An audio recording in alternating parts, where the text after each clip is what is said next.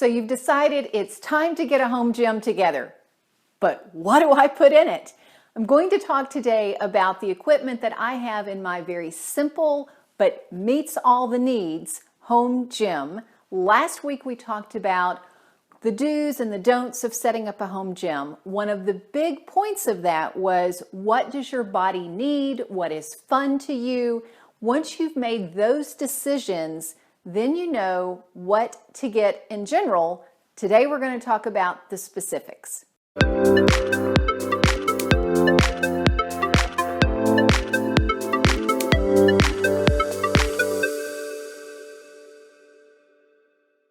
Welcome, I'm Sheri Traxler with ViREO Life, author of Go Forward, 28 Days to Eat, Move, and Enjoy Life God's Way. Today, we're talking about movement. When you are exercising inside your home, often you need something that is really small, compact space, but that can still get the job done. That was the big criteria for me in pulling together my equipment for my home gym. Let's dive into the specifics. Here we go. Pros and cons of dumbbells, barbells, and those big pieces of strength training equipment that you see in a gym. Dumbbells are great because, as you can see, I am having to move all of my body to stabilize. One of the big benefits of dumbbells is you've got both sides of your body go in different directions, so you're using all these little stabilizer muscles. It helps with your posture and your core because you're having to engage that to keep your balance. Barbells, those long bars that you see people put plates on, not dinner plates, but weight plates on, those are also going to use balance somewhat.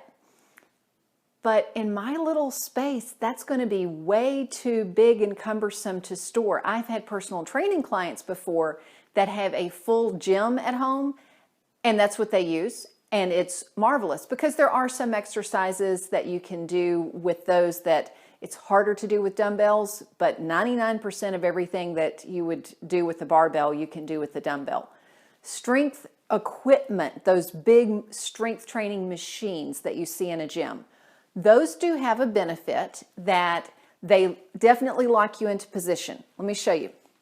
If I'm doing an overhead press and I'm doing it with a dumbbell or a barbell, I'm engaging all of my core, I'm balancing, but what if I'm new to exercise and having trouble with that?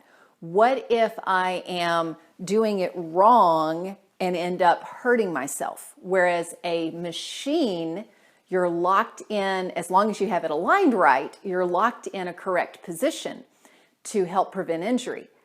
But then you're not strengthening the core muscles that you need when you're going about your daily life, because that's one of the downsides to those machines.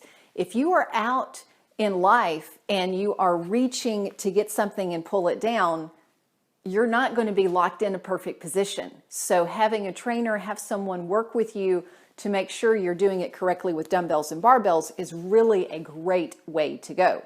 Even easier to store than dumbbells are bands.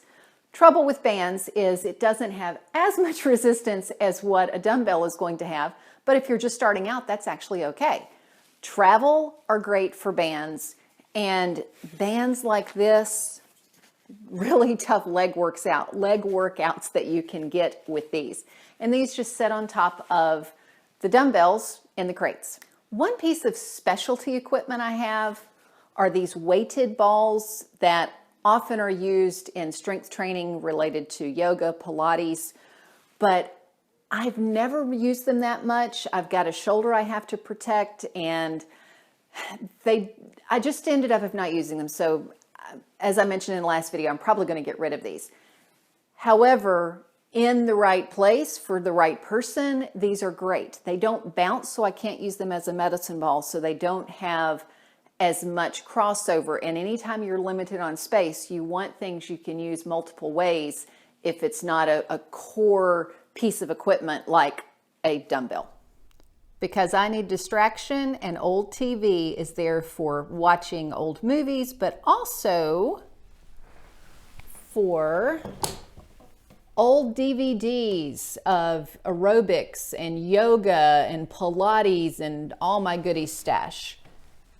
Then my yoga straps, and there are two types of yoga mats that I use. This mat is a longer mat and stickier. However, the one with the lines is there because it helps me with alignment. All right, this is going to be a little throwback to the 1990s. So pardon the color. Teal, and the risers are that pinkish purple, whatever, but it's in great condition. It works wonderful. Step bench, I use this for two reasons. One is for step, so I'll put on a movie and do step aerobics for old-fashioned movement, but it works. It burns the calories. The other thing though is these are great if you are in a home gym that you don't have a traditional weight training bench, but you're doing a chest press exercise and you're wanting to lay on your back on a bench to do that. You can do that on a step bench. And if you have the space, any home gym really needs a balance ball. This is great for core work. It's great for if you have a home office, is sitting on this instead of your chair for a while to engage the core and keep everything moving to keep your balance. There's so much that you can do with it. There's hundreds of exercises literally you can do with the balance ball. So if you've got room, you definitely need one. And along with those Pilates videos is of course a Pilates ring. Those are the basics of my home gym, and it all fits in that little area and the step bench in the closet. So it doesn't take up room because it's in the crate. It doesn't look like this big gym in the middle of my office. If you have an extra room where you can set up a gym and leave everything out, wonderful. If you don't, you can definitely get by with this little bit of dumbbells, little bit of extra equipment, and be set for a full workout. Thanks so much for watching. Thanks for being part of this community. Let me know what part of this was helpful, what questions you have on setting up your own home gym.